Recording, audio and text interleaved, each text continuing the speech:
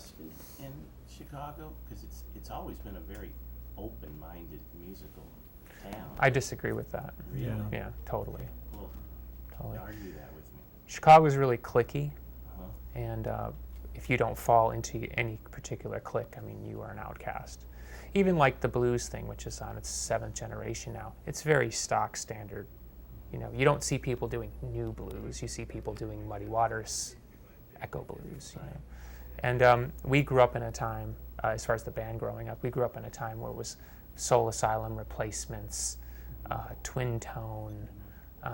You know, yeah, I've got a head of beer and just put on my flannel shirt and I'm just going to kind of play a guitar. You know, it was a sort of totally different mentality. The one that we grew up with is like, if you're a musician, you're trying to write the Rain song, or, you know, Houses of the Holy was your high water mark, not a drunk gig where everyone sang along.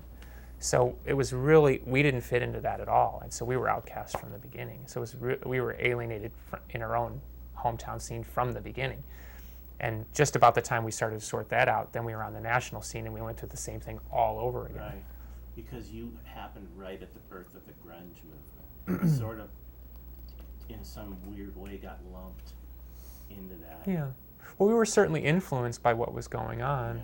You know, I remember the first time I heard Nirvana's Bleach in '89.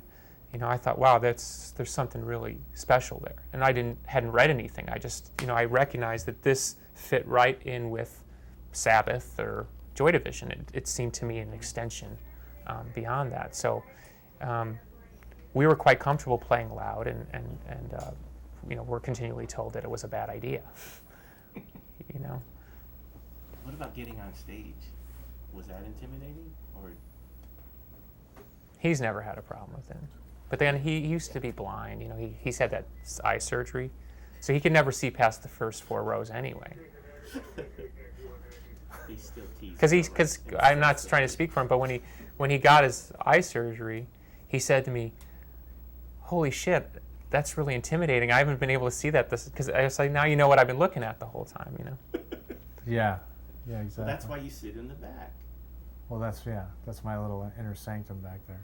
I always interpreted you, because all the years that I was running Rip Magazine and interviewing the really bombastic frontman, I always because I loved your Gish. Mm-hmm. I was listening to it while I was listening to Nevermind, and I always interpreted you as one of those frontmen who didn't want the spotlight. Or maybe it was just that aura you were giving off, that you were a reluctant success in a way. Well, that's a good question. I don't think anyone's ever really even asked me that. I think I'm intensely shy, even though it doesn't seem like that. I think I adopted social skills that made me not seem shy. And I felt really shy, especially when the band really started playing music that was really close to me. I felt really overwhelmed by that.